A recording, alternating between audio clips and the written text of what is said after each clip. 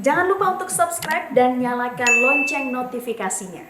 Berlangsungnya sekolah tatap muka di saat pandemi COVID-19 belum usai dan ditambah lagi ditemukannya kasus mutasi virus dari Inggris di Indonesia justru akan berpotensi penyebaran virus. Lantaran anak-anak bisa menjadi perantara virus bagi anggota keluarganya yang lebih berisiko, orang tua misalnya. Itu berdasarkan analisis epidemiolog Unair Surabaya Windu Purnomo. Kemudian bagaimana pertimbangan Satgas Penanganan COVID-19? Kami akan membahasnya bersama Kabid Komunikasi Satgas Penanganan COVID-19, Heri Trianto. Selamat sore Pak Heri. Pak Heri, beberapa wilayah ini sudah berencana melakukan sekolah tatap muka. Bagaimana kemudian Satgas COVID-19 melihat urgensinya begitu Pak untuk sekolah tatap muka ini? Ya, sebenarnya kami sedang melakukan persiapan yang meliputi perlengkapan penunjang protokol kesehatan ya untuk menjalankan sekolah tatap muka ini. Tapi kalau dalam situasi sekarang sebenarnya secara umum di Indonesia masih belum benar-benar siap karena memang kita tahu tingkat penularannya juga cukup tinggi. Aturan yang sudah ada sebelumnya tatap muka itu kan tetap harus melibatkan 3 pihak ya, antara orang tua, kemudian sekolah, terus kemudian pemerintah. Jadi salah satu komponen itu harus menyetujui, mereka harus bersepakat.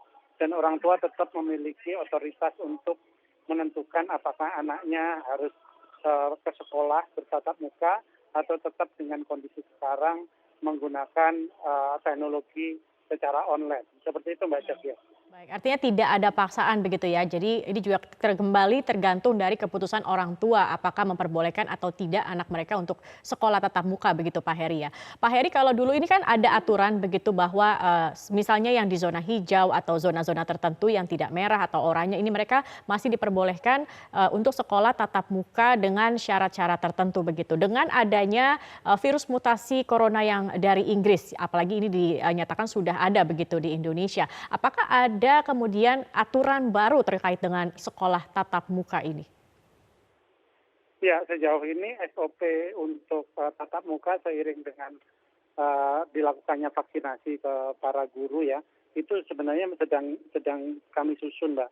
Kemudian melibatkan kementerian-kementerian terkait untuk memastikan bahwa nanti sekitar pertengahan tahun ini kira-kira jika semua guru juga sudah divaksin, kemungkinan itu bisa menjadi salah satu opsi. Tetapi jika ini tetap dilakukan oleh sekolah untuk melakukan itu, sekolah juga harus mewaspadai bahwa yang seperti dikatakan Pak Windu tadi ya, yang mengatakan bahwa anak-anak ini umumnya kekebalan tubuhnya bagus gitu. Tapi ketika mereka sampai menjadi karir virus, mereka bisa menularkan pada keluarganya yang di rumah, pada orang tuanya, pada kakek neneknya. Ini yang harus benar-benar kita perhatikan. Kenapa sejak akhir tahun lalu sebenarnya pembahasan tatap muka ini sudah dilakukan, tetapi sampai belum benar-benar dijalankan dan memang sebagian besar sekolah malah memilih secara daring. Tetapi memang ada beberapa kriteria yang misalnya untuk daerah yang hijau itu memang masih memungkinkan mereka untuk melakukan tentu saja dengan keputusan bersama antara 3 pihak tadi, komite sekolah, kemudian orang tua, pihak sekolah, sama pihak Satgas atau pemerintah setempat, seperti itu Mbak.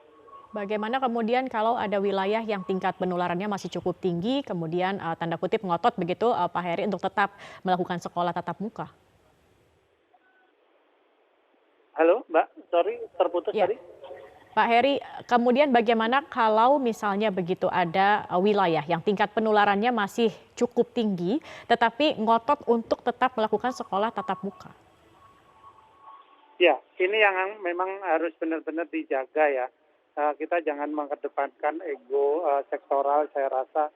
Ini kalau apalagi kondisinya masih tinggi, penularan masih tinggi dan daerahnya masih merah misalnya, tentu ini tidak bisa dilakukan. Kami akan memantau juga dan secara mingguan kami kan memiliki update ya tentang daerah mana saja yang di zona hijau, kuning, orange dan merah gitu.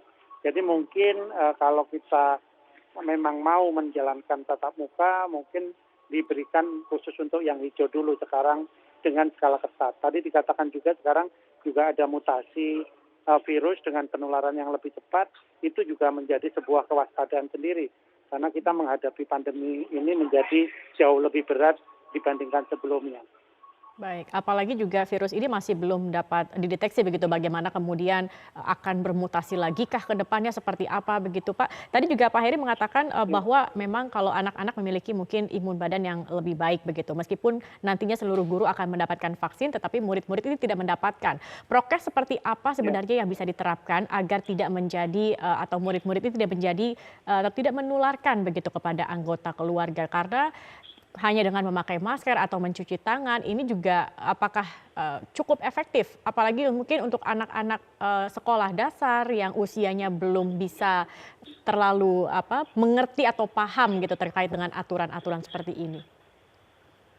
Iya, ini yang sebenarnya menjadi concern Satgas selama ini untuk usia siswa misalnya, siapa saja yang akan bisa memenuhi syarat untuk melakukan itu, dan tentu saja sekolah juga tetap harus memperhitungkan untuk membatasi jumlah siswa yang hadir ya di sekolah, maksimalnya itu berapa dihitung benar-benar dan memastikan bahwa kedisiplinan protokol kesehatan itu dijalankan. Jadi memang ini sebuah dilema sebenarnya buat kita semua ya, ketika pendidikan itu juga tatap muka atau interaksi itu penting untuk mendisiplinkan siswa, tetapi pada saat yang sama kita pada situasi pandemi ini. Jadi memang kita harus benar-benar berhati-hati untuk mengambil keputusan sebelum kemudian memastikan bahwa tatap muka itu bisa dilakukan.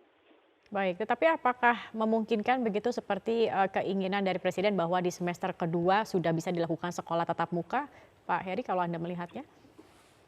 Ya, kalau kita melihat tren dalam 1 bulan terakhir, jumlah kasus aktif menurun, kemudian vaksinasi juga akan dilakukan secara masif pada bulan April nanti, sehingga jumlah masyarakat yang